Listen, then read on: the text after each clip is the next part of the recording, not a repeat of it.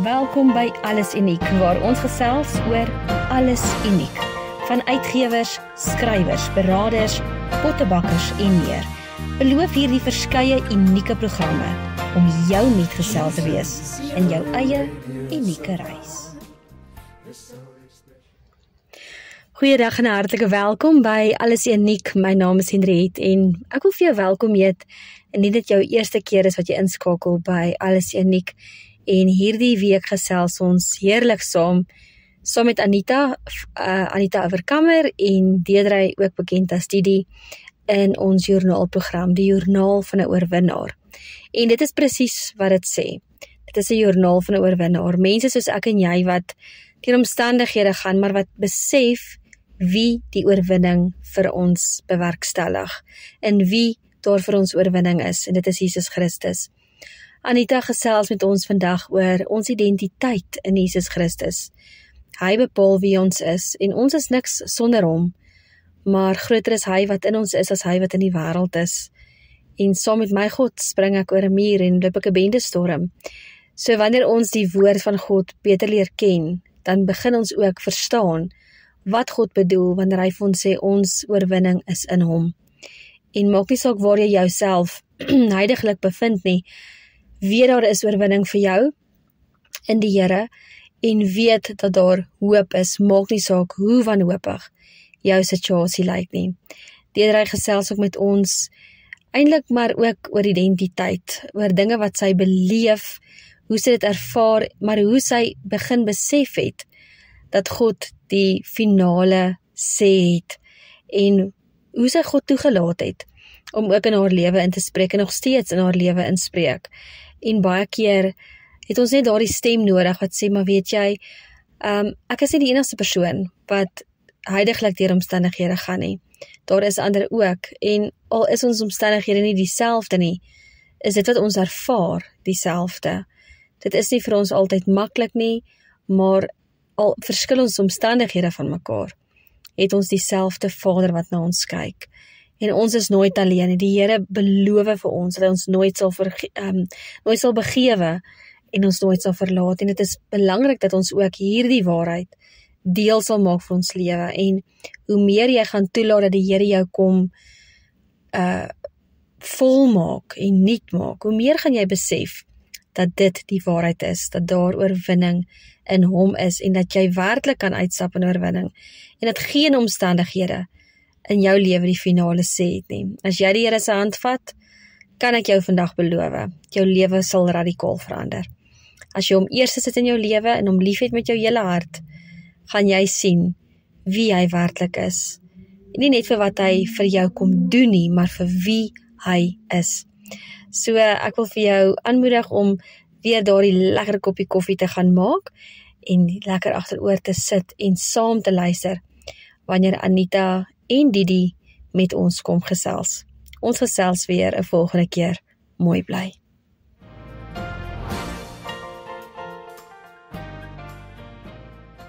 Grootste gedeelte van my loop saam met die Here het ek baie seer ervaar as gevolg van verwagtinge wat ek gehad het in kerke.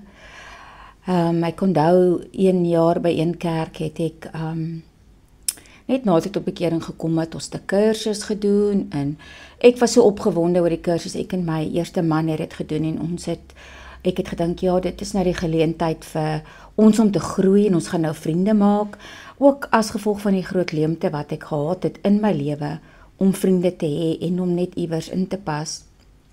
En so met een van die laaste sessies toe sit net asof ek insig kry en sien dat ons gaan nie die mense na die kursus weer sien nie. En so hartseer het my oorval en ek was toe nou reg daaroor en dit het nou baie seer gemaak en ek het nou nie geweet wat om met daai seer te doen nie. En as 'n jong Christen het ek nie altyd geweet waantoe om te hardloop nie. So ek het toe met een van die pastore by daai tyd se sekretaresse aangeklop en sy het toe vir my aanbeveel dat ek by haar kom kuier. En dan sal sy so bietjie met my werk en bietjie met my gesels en kyk of sy my kan net weer 'n ander insig gee. Nou, baie jare later vind ek uit dat die area waartoe ek gegaan het is glad nie 'n veilige area nie. Maar wel, daai tyd was ek desperaat en ek wou gehelp gewees het, so ek het nie eers opgelet van areas nie. By haar huis het ek aangekom en sy het vir my gesê, sy gaan vir my huiswerk gee, ons het gebid en die mense vrygespreek. En ja, jy wonder seker nou wat het hulle gedoen. Ag, dis maar net daai verwagtinge wat ek gehad het van baie keer sê ons mos so ligtelik, ja, ek gaan jou bel en dan bel jy nie, of ek gaan vir jou bel, of ons gaan 'n koffie drink en dan is jy soos opgewonde want jy wag nou vir daai oomblik om te gebeur. Nou ek het letterlik die goed letterlik opgeneem en met die gevolg is dat ek het hoë verwagtinge aan van die mense gesit en toe ek sien hulle stel nie weer belang of dis asof ek nie saak maak nie, het dit nou maar vir my gegooi en seer gemaak en onder andere ja, was dit nou die geval van ek dink nou, ek dink ek het van die begin af 'n verwronge beeld of wat nou mense geloofsisteem gehad oor Christendom dat almal met almal vriende moet wees. Goed, en sy het vir my nou gesê, hierso in die gevaarlike areaatjie, ek moet nou gaan en ek moet vir al die mense gaan. Dit was so 4 koppels, 2 was beraders en die ander 3 was beraders en die een was nou maar net 'n ou gewone kringetjie van die gewone mense in die kerk. En ek wil nou net hierdeur sê dat ek sien nie dat hulle was verkeerd nie, maar ek wil hê dat jy moet daaruit hoor hoe mense verwagtinge kan wees as 'n mens en ek is seker of ek is nie die enigste een wat daarmee gebattle het of nog party daarmee battle nie. En sy het my huiswerk gegee. Dit terugkom op ons storie, ek moet nou elkeen toe gaan en dan moet ek vir hulle gaan sê dat ek het seer gekry en ek moet hulle vergewe en ek moet hulle vryspreek. En ek het so na almal toe gegaan en sommige van hulle het sommer uit hulle eie uit amper half self erken dat hulle, ja, hulle bel nooit mense as hulle sê hulle moet bel. Ek het niks gesê nie. Die laaste vroukie en man waarna wie toe ek toe gaan, het so half bietjie baie ek weet nie wat die woord is wat ek nou moet gebruik nie, maar kom ons sê net sy was baie vriendelik en sy wou weet hoekom moet hulle vir my vergewe of ek vir hulle vergewe, ekskuus, en ja, wat is die storie hierso? Ag, en so gaan haal ek die hele storie uit en hoe ek nou toe vir haar sê, ek het maar geglo almal gaan vriende wees en daai goed. En sy het my toe ook mooi laat verstaan dat nee, jy kan nog steeds jou vriende kies in die kerk. Maar weer eens, my stemtoon was toe nou nie hoe haar stemtoon was nie. En daar toe ek uitkom by die kerk, toe ek weer in trane, ek het nog in die motor geklim en ja, dit was net weer upsetting van vooraf seer. My volgende stukkie huiswerk was toe, al wat oor was, is elke keer as ek die vrou in die kerk sien, moet ek sê, Here, ek het haar vergewe, ek het haar vrygespreek, ek kies om haar lief te hê. Dit het my seker weke gevat, en ek het dit eventueel, het die Here my die oorwinning daaroor gegee. Nou jare later, het ek weer in 'n gemeente gekom, en omdat ek met my emosies op my arm loop of op my hand, in Engels sê hulle dit on my sleeve, het ek nie altyd geweet, ek het nog nooit die regte opleiding of die regte teaching gekry of die regte ingetap in die Here om te vra om daai gedeelte vir my te help nie. Met die gevolg is dat oral waar ek maar gekom het my emosies oorheers en onder andere het ek in een kerk waar ek was, net om te verduidelik, ek het dan nou nie van kerk tot kerk geflout nie, dit is verskillende areas, ons het baie rondgetrek op 'n stadium van my lewe. En die pastoor het ook al so 'n bietjie 'n chip op sy skouer gehad, en 'n vriendin van my, het op daai stadium het hy wil teachings en goed gedoen het, nou partykeer gee die Here ook vir my 'n dieper insig oor situasies, en ja, en partykeer gebruik ek dit verkeerd. En in hierdie geval was daar toe nou iets wat ek en sy nie gevoel het in ons gees reg met ons, in ons hart te val nie. En sy het gegaan en sy het met hom gaan praat oor die situasie, oor die insident of die ding wat hy wou doen, en hy het vir haar ook laat verstaan dat ek is emosioneel onstabiel. Och, dit was vir my 'n harde pil om te sluk, want ek het dit saam met my gedra soos 'n jas.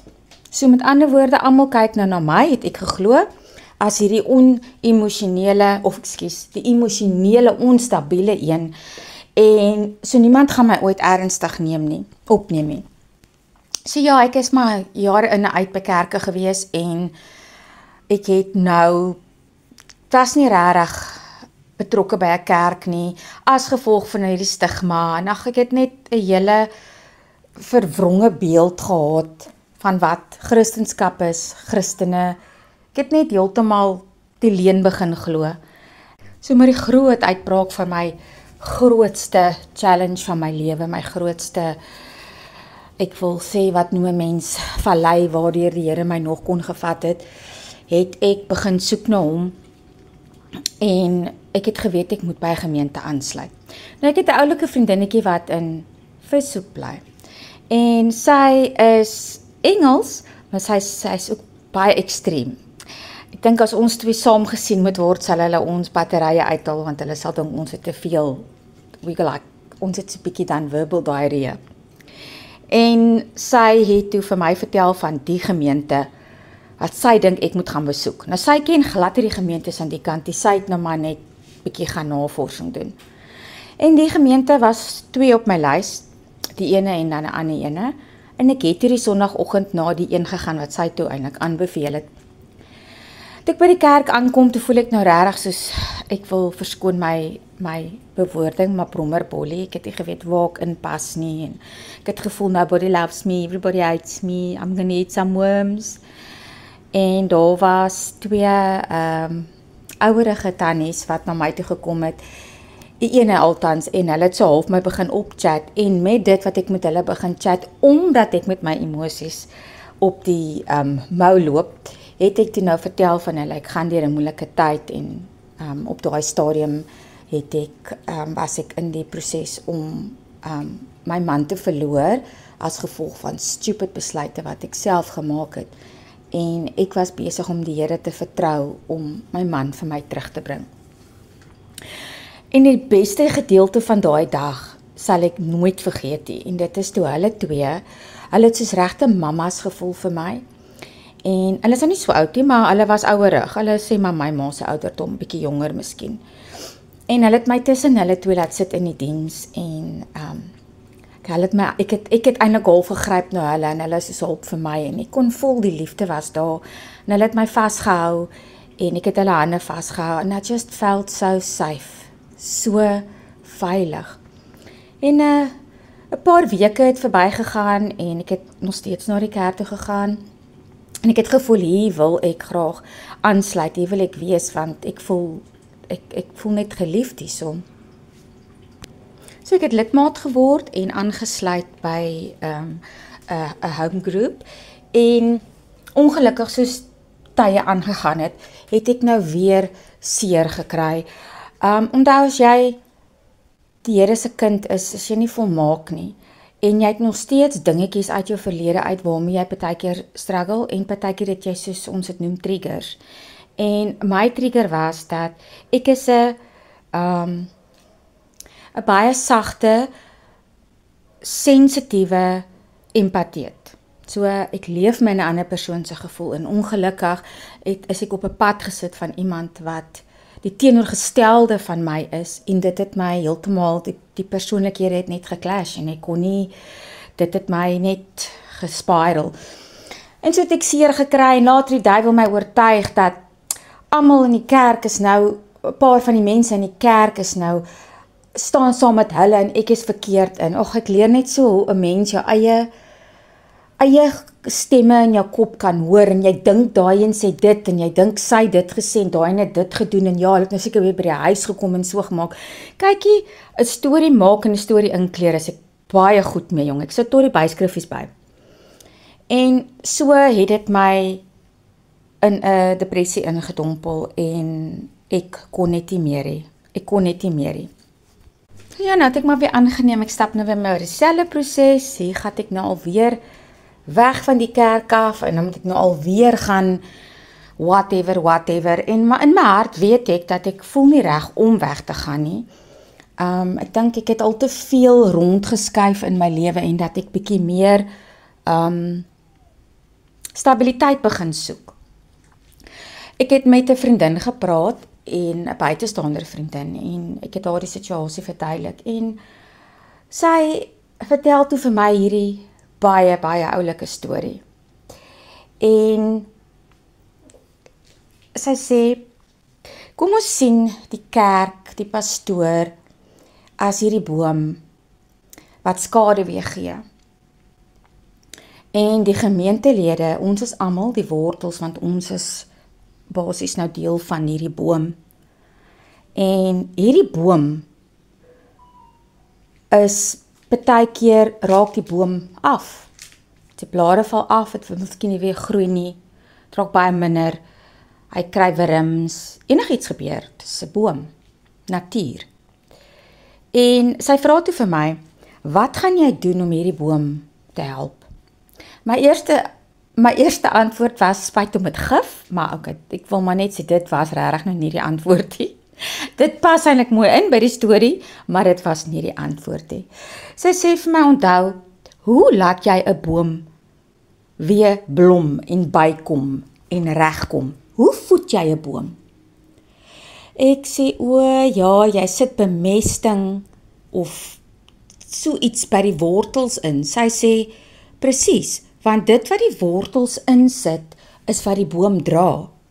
So partykeer dra die boom vrugte, partykeer dra hy nie vrugte nie, dit het nou nie iets, dit beteken iets nie, maar bedoel, dit maak die vrugbaarheid van die boom, bepaal dit. Sy sê toe vir my, dat in plaas van om nou te voel, hierdie boom is nou te siek vir my, ek gaan nie by die boom bly nie, ek gaan nou 'n boom soek wat nog gesond is, wat nou reg is, wat daar nie is nie, want jy gaan nie 'n volmaakte kerk kry nie. Toe sê sy vir my, wees jy bemestingsstof vir jou kerk. Vul jy die areas waar jy weet, jy goeie kwaliteite het, waar jy 'n bemestingsstof is, in plaas van om die gif in te sit. Bring jy jou mooi kwaliteite wat die Here vir jou gegee het, na die boom toe, en help die kerk om te groei. Dis amper soos laat jou lig skyn, laat die ander mense sien, niemand dim jou brights. En dit het vir my dinge in so 'n ander lig laat sien, en ek het besef, deur in die volmaakte kerk te soek, gaan jy jouself moeg maak, seer kry, jy ontmoet mense, en jy gaan weer, en jy gee nie vir jouself genoeg tyd om regtig 'n pad met 'n gemeente te stap nie. So daar buite is ten toe aan baie siek bome, stikkende bome, omdat die mense volmaakte bome soek, wat hy gaan siek raakie, wat hy gaan deur dips gaan nie, wat hy sy blare gaan verloor nie, wat volmaak gaan bly. En as jy, soos ek was en jy soek dit, wil ek vandag vir jou bemoedig en vir jou sê, jy gaan dit nie kry nie.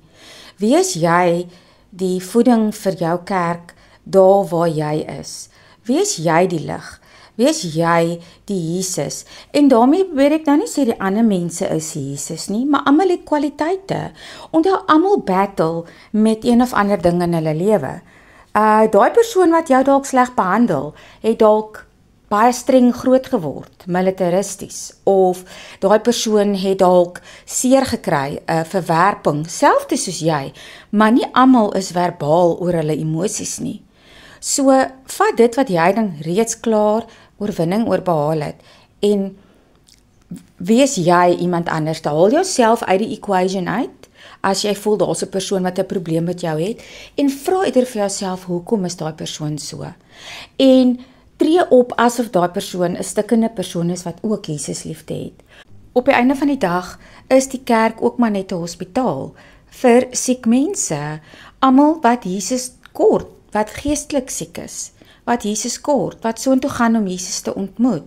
Nie almal daar is perfek en sing gloria halleluja elke dag en doen 10 keer 'n dag 'n gebed en het geduld, vrede, liefde, barmhartigheid, eerlikheid, regverdigheid nie.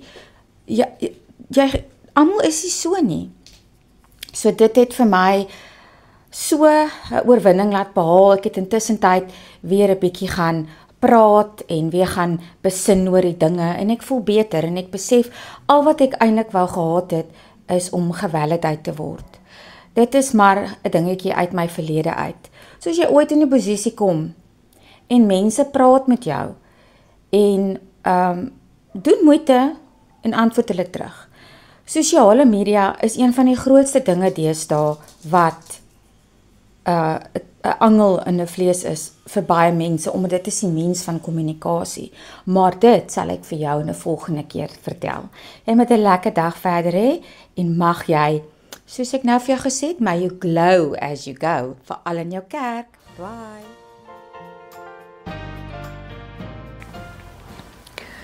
Hallo liewe luisteraars. Ag, dit is so lekker om weer 'n bietjie saam met julle te kuier. Dit is eintlik nou my eerste aflewering, sal ek nou maar sê, in die reeks joernaal van 'n oorwinnaar. En dit is my voorreg om sommer net uit my eie lewe uit oorwinnings te deel. En jy weet wat net iemand dalk kan inspireer of iemand dalk vandag net 'n bietjie moed kan gee. En net om vir jou te sê, weet jy wat, jy is nie alleen nie. Mens voel partykeer mos as jy deur goed gaan, jy is so geïsoleerd en jy is so alleen en jy weet nie hoe en waar en wat is die antwoorde nie. Vandag wil ek sommer net met julle 'n bietjie deel oor identiteit. Is 'n reënerige aand hier in George en ek sit lekker in my bed en opneem. Maar so halfuur terug het ek bietjie deur my dokumente gegaan. Ek het spesifiek 'n dokument in my big black box gesoek. Nou dit klink soos 'n vliegtuig se opnemer, maar dit is nie. Dit is 'n boks waarin ek al my dokumente, jy weet, soos my polisse en geboortesertifikaat, matrieksertifikaat, al my diplomas en sertifikate en kwalifikasies en wat, al daai goeders daarin bære. En ek kom toe op my aanneming dokumente af, beheer, wat ek nou gebêre het. En ek sit nou sommer teruggemaak vir my 'n koppie koffie en sit en blaai deur hierdie dokumente en ek kyk nou hoe my aanneming verloop het met al die kommunikasie en die goeders heen en weer, briewe skryf en die goeders uitlê en kry. Maar 'n lang storie kort, ek is aangeneem toe ek 15 maande oud was. My biologiese ma en pa was nie getroud nie. Na my ma van die swangerskap gehoor het hulle opgebreek en sy het met 'n man gaan trou, wat vir haar beloof het om vir haar kind 'n van te gee. En kom ek noem 'n voorbeeld. My biologiese pa se van was, ek gaan dit nou 'n skuilnaam gebruik sommer net, was potgieter, vir daai voorbeeld. En wat my van eintlik moes wees is potgieter. Is nou net 'n voorbeeld. Ek gaan nou nie die regte goed sê nie. En sy gaan trou toe met van Staden. En die persoon het haar baie mishandel en hulle was 10 maande getroud. Sal ek maar sê 7 maande na my geboorte is hulle weer geskei. Hy het haar baie mishandel voor die swangerskap en na die tyd. So as 'n fetus was ek al reeds, ons leer mos nou 'n kind weet in hulle gees al, hulle is geselebrate of onwelkom. Die gees van die kind, die oomblik as die sperm en die eiersel bymekaar kom, blaas God sy gees daarin. En daai babatjie se gees weet reeds, ek is welkom of nee, ek is nie. En verwerping kom dan reeds in die moederskoot. So, daai was my eerste, sal ek nou maar sê, ek weet nie daarvan nie, maar die bewyse daarvan het later jare in my lewe uitgespeel. So met ander woorde, ek was al reeds nie welkom. My biologiese pa se ouers wou nie die swangerskap aanvaar nie. Hulle twee het opgesplit. Sy was jonk, die familie het haar aanbeveel om liewerster die baba op te gee vir aanneming, wat sy wel toe nou nie gedoen het nie. En 15 maande later was sy reeds swanger met die volgende man se kind, en hy het gesê, hy dink nie, hy gaan lus wees vir 'n ander man se kind nie. So lank storie kort, my ma het my opgegee vir aanneming, en ek word toe aangeneem deur my ouers, my aanneem ouers, en hulle, kom ons sê veronderstel, hulle was van Loggerenberg. So met ander woorde, ek was veronderstel om potgieter te wees, toe word ek geregistreer as van Staden, toe word ek aangeneem en my van word verander na van Loggerenberg, is nou 'n voorbeeld. Later jare, toe trou ek en ek word Scholes, for that matter. Ek gaan nou nie die vanne sê nie. En nou, net om vir jou te verduidelik, ek word toe aangeneem deur 'n ouer paar wat nie kon kinders hê nie. Maar my ma het haar eie seer gehad, wat ek dalk later met julle sal deel. Maar ek kan onthou dat sy altyd vir my gesê het, sy wou my nie aangeneem het, sy wou my nie gehad het nie. Sy het my pa net 'n guns gedoen, want hy wou 'n dogtertjie gehad het, 'n blonde kop dogtertjie, en sy wou 'n seentjie aangeneem het. Nou daai is 'n hele eina storie op sy eie, van haar kant af ook. Maar ja, so ek het groot geword met al in die fetus dat ek nie welkom is nie. Daar was baie trauma met die aanrandings op my ma, harde manstemme, al sulke goeders wat my baie sensitief gemaak het. En die trauma van geboorte, sy het gesukkel met die geboorte, want obviously wil die baba nie uitkom nie, want die baba weet, dit gaan moeilikheid wees daar buite. Die aanneming, ek is deur die maatskaplike werkster op 'n dag weggeskeer uit my ma se arms uit, in 'n kar gesit, en weggery na my aanneemouers toe. Groot geword by 'n mamma wat my nie wou hê nie.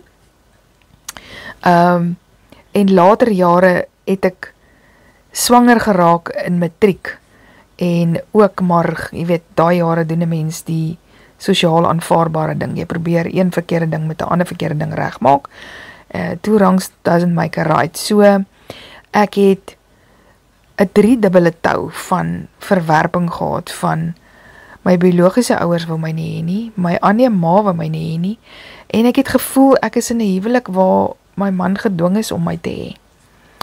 So vir baie jare het ek gesukkel met ontsettende verwerping.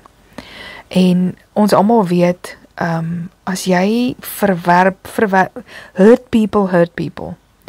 So, dit was nodeloos om te sê, verwerpte mense tree verwerplik op. Ons sien dit by almal.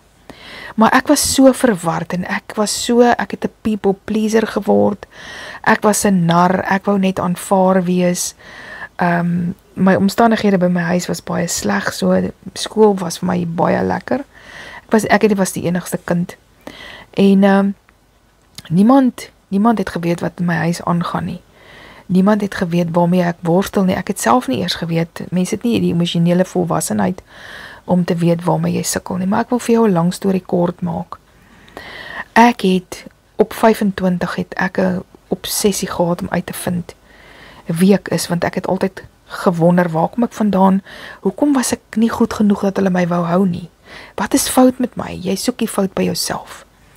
En dan raak ek was amper van alkohol afhanklik, en jy presteer, jy doen alles om die leemte in jou hart van minderwaardigheid toe te maak. Jy raak betrokke by goed wat jy oorbetrokke is, en jy wil jouself bewys, eintlik vir jouself, want hier binnekant vreet 'n ding van wat sê jy is nie waardig genoeg nie. En ek het in 1992 by 'n vrouekamp het ek tot bekering gekom, en daar het ek begin leer, en baie fantastiese mentors en geestelike leiers wat met my kom deel het, wat is Gods hart vir my. Dat God die Vader oor my gedroom het, al was ek nie beplan nie, deur my aardse ouers nie. God het my beplan, hy het my kunstig geweef in my moederskoot, en al gaande het ek meer begin glo, ek is amper deur God gewauw. Wow, Here, rarig, het U my so lief, het U oor my gedroom, het U die skepping gemaak vir my, so algaande het ek meer bewus geword van God se plan met my, Ek het kursusse gedoen waar ek agtergekom het, wat is sy genadegawes wat hy in my gebou het, wat is die roeping wat hy vir my het, wat is die talente wat ek het, waarmee ek die werk kan doen wat hy vir my beplan het om hier op aarde te doen. En algaande het ek al meer vrede begin kry. Soveel so dat ek my aanneemdokumente op 'n stadium weggegooi het, want ek het gesê, ek weet wie ek is in Christus, en daar's niks, ek weet wat het hy vir my gedoen, ek glo wat die woord sê oor my, daai verwerpte klein dogtertjie het plek gemaak vir 'n jong vrou wat begin solid raak het, wat begin rooted and grounded raak het, soveel so dat as dit nie was vir my identiteit in Christus nie, het ek dalk my lewe verloor as gevolg van onlangse omstandighede waardeur ek moes gaan. Want ek sou 'n einde aan myself gemaak het. Selfs met die wete wat ek geweet het wie ek is, was dit vir my baie moeilik om dit nie te doen nie. Maar ek wil vir jou sê, daar is die woord van God. God sê, jy is my oogappel. Ek het jou nie verwerp nie. Al sou jou vader en jou moeder jou verlaat, nogtans sal die Here jou aanneem. Die woord van God is so ryklik oor ons uitgespreek. Jy is my geliefde. Ek het 'n boek geskryf, Die Groter Prentjie, en daarin is 'n hele hoofstuk oor jou identiteit. Ek het hom nou nie voor my nie, maar daar is soveel skrifte wat vir jou kan sê, wat vir my geleer het wie ek is in Christus, wat my stand is, hoe ek lyk voor God. As hy na my kyk, dan sien hy 10 uit 10, nie op grond van wat ek doen nie, maar wie ek is, as gevolg van die werk van Jesus Christus. En so het ek al gaande in my identiteit begin groei, dat het eintlik amper jy gaan my moeilik beweeg om vir my te sê ek is sleg. Jy gaan my moeilik deesdae oortuig om te sê ek is 'n mislukking. Jy gaan my glad eintlik nie oortuig dat ek 'n mislukking is nie. Ek gaan net wegdraai as iemand vir my sê ek is 'n mislukking, want ek weet wat God oor my glo. Daar is nie eers meer binnegesprekke in my dat ek 'n loser is en dat ek minderwaardig is nie, want dis die mooi wat Christus kom doen het vir ons. Ons is nie meerderwaardig nie, ons is ook nie minderwaardig nie. Christus, Jesus, wat hy vir ons kom doen het, aan die kruis, hy het ons kom waardig maak. En ek wil vir jou sê, maak nie saak uit watse omstandighede uit jy kom nie. Maak nie saak uit 'n goeie ouerhuis, 'n slegte ouerhuis, maak nie saak wat jou ook al op hierdie aarde minderwaardig maak. Die mense se opinies oor jou, vorige mislukkings, maak nie saak of jy gedryp het en of jy nie 'n graad het en man, maak nie saak wat jou bankbalans is, waar die huis is wat jy bly, die kar wat jy ry, dit het niks met jou identiteit te doen nie. Jou identiteit is wat God sê in Christus oor jou. As hy na jou kyk, dan sien hy 10 uit 10, want hy kyk na jou deur die bril van Jesus se bloed, en dit sê, jy is volmaak, jy is die geregtigheid van God, jy sit in hemelse plekke saam met hom en regeer. Dis wie ons is in Christus. En ek wil jou net bemoedig en vandag vir jou sê, vat God op sy woord. As hy dit vir my kon doen, wat deur soveel trauma en soveel verwerping en soveel abandonment en rejection gegaan het, wat kan sê, weet jy wat, vandag is my brandname Anita Overcomer, want dit is wie ek is. Later jare het ek getrou en 'n getroude van gekry en weer geskei en weer 'n getroude van gekry. Ek het soveel vanne al gehad in my lewe, dat ek nou besluit het, weet jy wat, ek wil geen mense van meer hê op hierdie aarde nie. My brandname is Anita Overcomer, omdat ek is wat hy sê ek is, nie wat omstandighede sê of wat mense sê nie, maar ek is wat Christus sê ek is. So ek hoop dit bemoedig jou en dit versterk jou. Vat God op sy woord, vat sy woord. Ek sal dalk later 'n podcast weer maak oor identiteit en hierdie skrifte met jou deel, maar hierdie is net my getuienis, my realnis met jou, van regtig, weet jy wat, dit wat jy is in Christus, dit is jou ware identiteit. Dit maak van jou 'n oorkomer. Nou tot volgende week, of volgende keer. Ek hoop hierdie inspireer jou en gee vir jou moed en bemoedig jou. Ja, mag jy sommer net regtig in 'n nuwe wentelbaan gaan op 'n ontdekking gaan om uit te vind wie jy is in Christus. Dis my gebed vir jou. Baie blessings en baie liefde. Tot volgende keer.